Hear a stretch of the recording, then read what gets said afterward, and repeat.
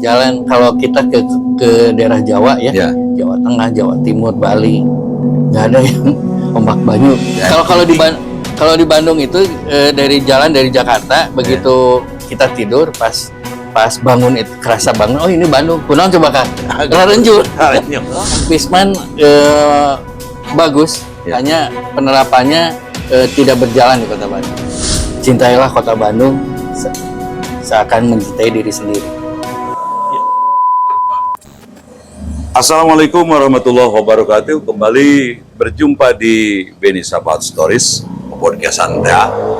Ya, sambil ngopi di depan rumah. Jadi mohon maaf kalau ada suara motor, suara apa, agak berisik. Namanya juga ngobrol santai dengan tokoh kita yang saya janjikan di episode kemarin, bahwa Kang Panca, tokoh muda Bandung ini, punya perhatian dan semangat untuk membangun kota Bandung menjadi Bandung kota kosmopolitan.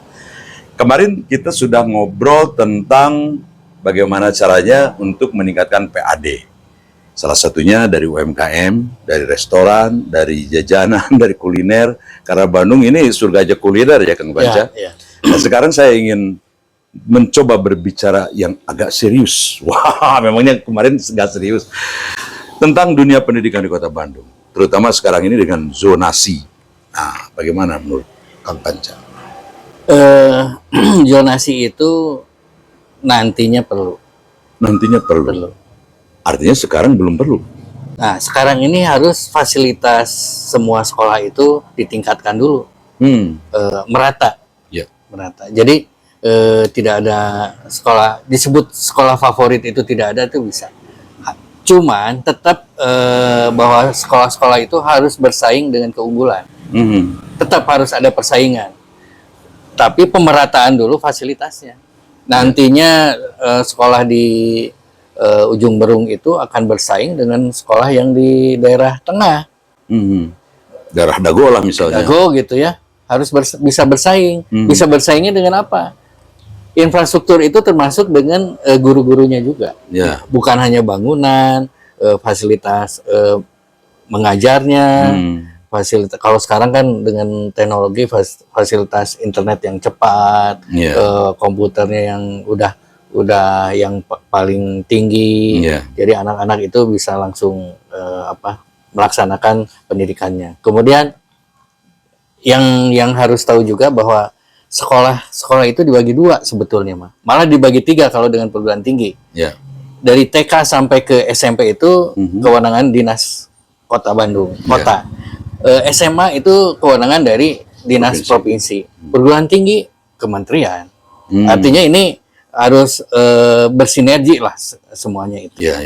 Nah, gimana caranya peningkatan tadi infrastruktur? Balik lagi episode kemarin. PAD-nya harus ditingkatkan. Kebutuhan dasarnya ya. Jadi tidak menunggu dari bantuan pusat. Semua direncanakan oleh pemerintah ini dengan pendapatannya. Jadi pemerintah sudah menyiapkan bahwa sekolah harus kalau awal nih harus dicek dulu. Misalnya sekolah di Ujung Berung grade-nya udah grade apa nih? C misalnya, C. Yang paling bagus apa? A. Dari C menuju A itu harus bagaimana? Nah, ini yang harus pemerataan itu harus ada indikator. Nah, mau menuju kemana? Kita ke B dulu atau ke A atau yang utama? Misalnya. Nah, itu yang harus kita indikatornya di mana? Nah, baru kelihatan pemerataan. Di episode pertama kemarin sempat disampaikan bahwa kalau PAD-nya naik, ini dunia pendidikan di Kota Bandung sampai dengan SMA mestinya gratis. Wajib gratis. Selain PAD yang tadi sebutkan, kita harus bisa memanggil alumni dari perguruan tinggi Kota Bandung ini. Alumni Kota Bandung ini tersebar se-Indonesia, mungkin sampai mancanegara. Dan dia, saya yakin dia bisa memberikan CSR di Kota Bandung. Dengan mereka ikut terlibat, diminta bantuan, mereka juga bangga. Yang kebanggaan untuk kota, saya kan bangga dengan Bandungnya. Sama, malah yang di luar itu bangga mengenai Kota Bandung itu lebih tinggi. Diminta bantuan, saya yakin. Satu itu. Kemudian kan anggota dewan juga ada dari Kota Bandung untuk DPR RI-nya ya, Bandung Cimahi. Nah itu diberdayakan, dikompakkan, bukan bicara partai lagi. Bagaimana caranya mereka membangun Bandung ini dengan kalau anggota dewan kan dengan budget nanti dia APBD-nya gitu, mereka membantu. Jadi banyak cara sebetulnya untuk membangun Kota Bandung, tapi emang kebersamaan. Dan lagi-lagi kembali, taraf hidup warga Kota Bandung harus naik dulu. PAD-nya harus naik dulu. Tina triliun, anaknya 7 triliun, wah signifikan. 10 triliun, harus ya, jadi 10 triliun. Naik 7 triliun berarti. Sangat bisa mengadakan gedung-gedung sekolah gitu ya, setiap kelurahan. Nah, barulah kemudian zonasi tadi ya. Ya, baru zonasi. Dan tidak ada yang namanya SMA favorit, SMA favorit, nggak ada ya.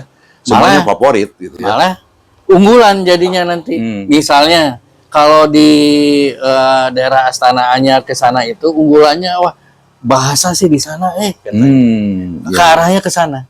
Apalagi sekarang menujunya kurikulum merdeka. Nah, balik ke kurikulum merdeka, kalau bisa kita kerjasama dengan perguruan tinggi, mereka akan jadi supervisi untuk sekolah-sekolah menengah di Kota Bandung.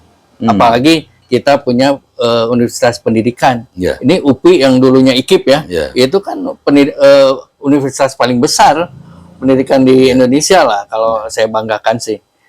Kalau diminta bantuan mereka pasti siap. Pasti siap. Artinya harus ada kerjasama dengan perguruan tinggi. Harus ya. Itu dari dunia pendidikan. Harus dengan dunia pendidikan yang sedang di situ dan alumni-alumninya, itu yang paling utama. Dan nantinya Kota Bandung tidak perlu bos. Tidak perlu bos. Tidak perlu bos. Tos jantan bos. Kota Bandung, jantan bosnya Lira. Itu dunia pendidikan. Nah, masih di Kota Bandung ini tentang sarana, belum dibahas tuntas di episode kemarin, tentang sarana transportasi massal dan juga itu banjir. Dan sampah. Cikan kumaha. Ke sampah dulu. Sebetulnya sampah itu harus habis di rumah tangga. Harus habis di rumah tangga. Harus diberdayakan dari mulai RT RW. Di Bandung ini hebatnya ya, saya sering komunikasi dengan forum RT RW. Kompak sebetulnya.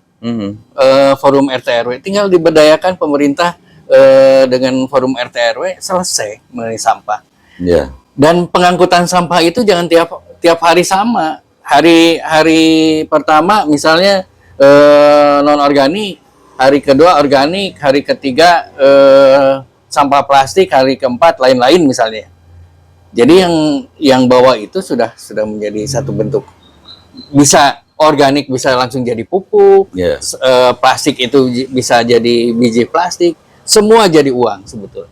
Sebetulnya sampah bisa jadi uang. Jadi uang. Tapi semua. Sekarang kan sudah mulai ada tuh Kang Pisman teh gini. Ya, Kang Pisman bagus, hanya penerapannya tidak berjalan di Kota Bandung. Itu kewilayahan itu paling penting.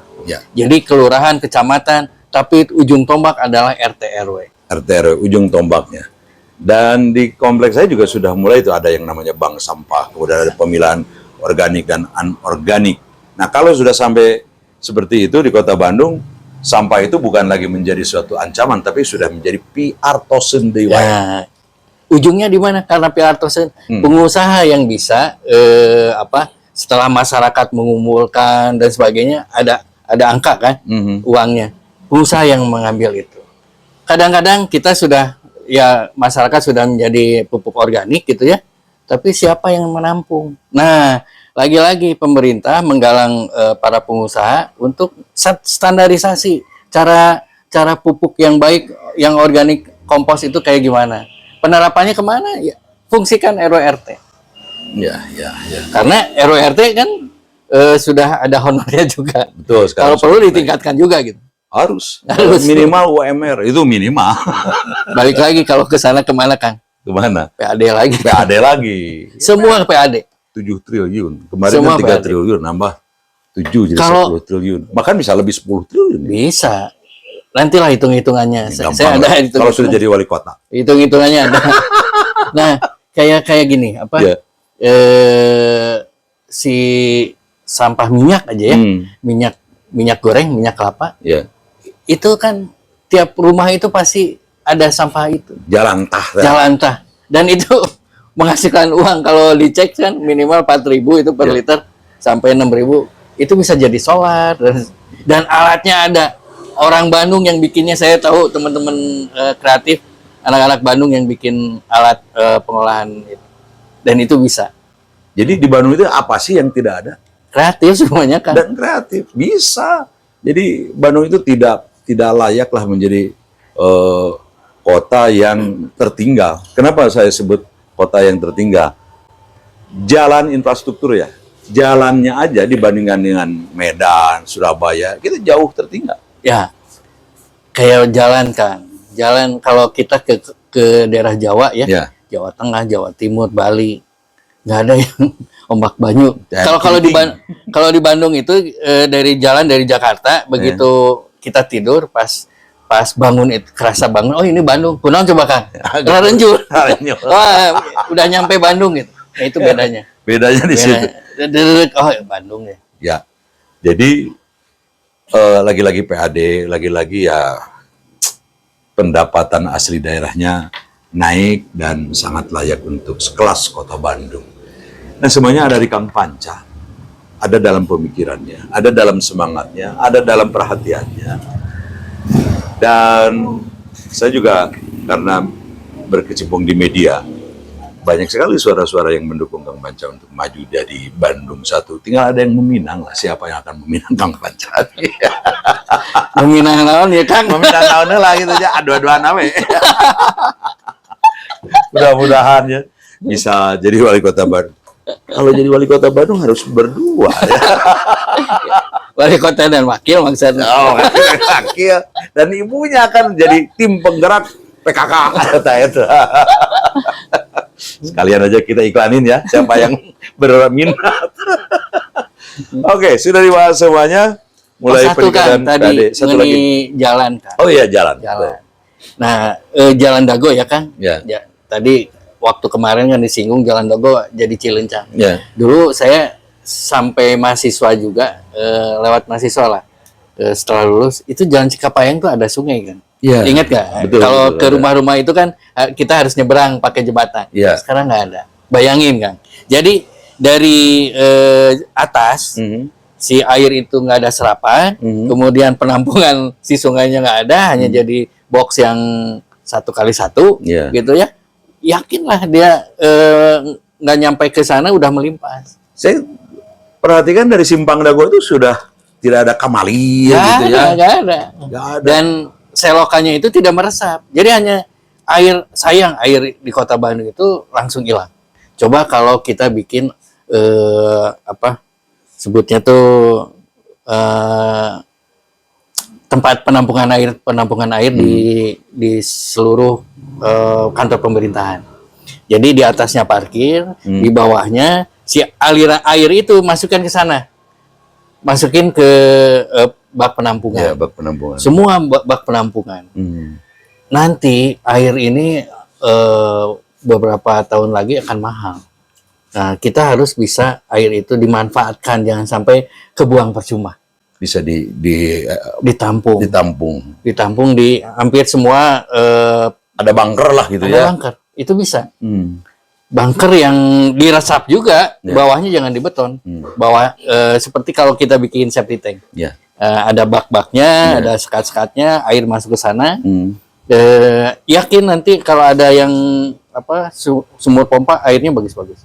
Dan dari ITB juga kemarin ada kabar penemuan, sebetulnya udah lama, ada penemuan mesin untuk penjernih air yang kembali normal lagi, layak lagi dari air sampah. Ya, sampah air gitu, bisa diolah kembali. Dari Bandung juga. Banyak. Teman-teman banyak yang bikin. Tuh. Jadi nanti harus punya regulasi juga. Semua gedung-gedung, semua pusat pembelanjaan, mall dan sebagainya, itu airnya nggak kebuang, harus balik lagi diolah lagi ya. Dan layak semua. Dan teknologi sekarang apa sih yang nggak bisa, apalagi di kota Bandung. Dan kota Bandung itu mau jam berapa aja nyaman, olahraga jam berapa aja zaman. Yang setelah nyaman, yang paling utama nanti keamanan. Tapi yakin kalau semua sejahtera gitu ya, keamanan itu akan terjamin. Saya pernah ngobrol dengan jebolan geng motor ya, yang selalu menjadi ancaman jika malam hari. Mereka itu karena adrenalinnya, semangatnya tinggi, tapi itu ayah kedah naon. Akhirnya larilah ke dunia geng motor itu. Da upami semuanya sibuk, semuanya menghasilkan uang, badan nanaonan itu. Ya. Ya kayak motor kalau zaman dulu ya, zaman saya di Cikidang gitu ya, main grass track. Ya. Di Kota Bandungnya bikin aja. Ada sirkuit malam-malam dulu sih ada bukan iklan nih, House on the Road gitu ya, rally dalam kota.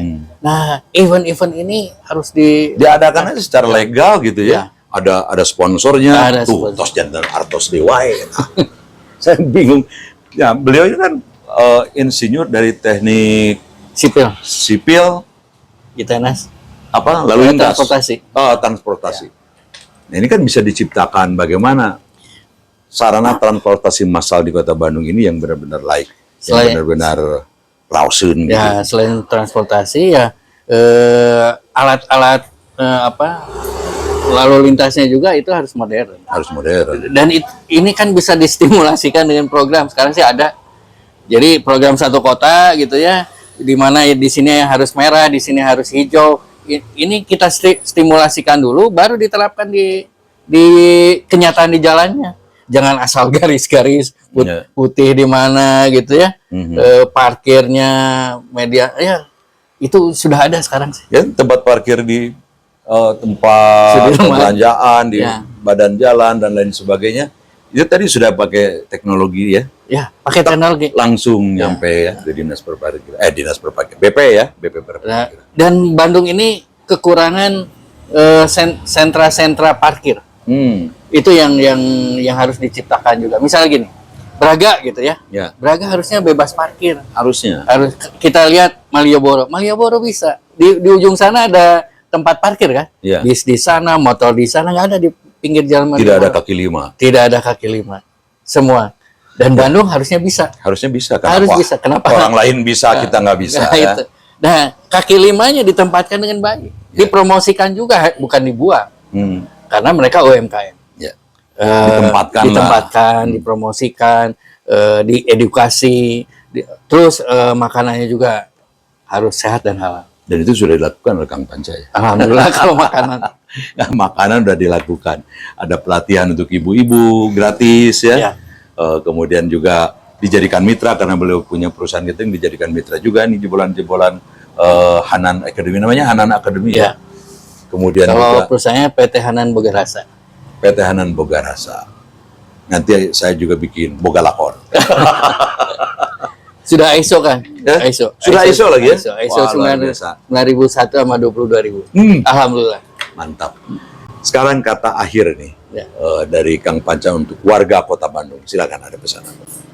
Cintailah Kota Bandung seakan mencintai diri sendiri. Dengan cinta, semuanya bisa berjalan dengan semestinya. Sekali lagi, kami yang berdiskusi, Anda yang menyimpulkan, dan Anda pula yang komen di bawah. Kita mencari wali Kota Bandung yang benar-benar punya pemikiran yang baik, yang gaul, yang Kang Ade Rusad mah rada edan seetik. Edan dalam hal positif tentunya. Terima kasih Kang Panca. Jumpa lagi nanti di lain kesempatan. Wabillahi taufiq wal hidayah. Wassalamualaikum warahmatullahi wabarakatuh.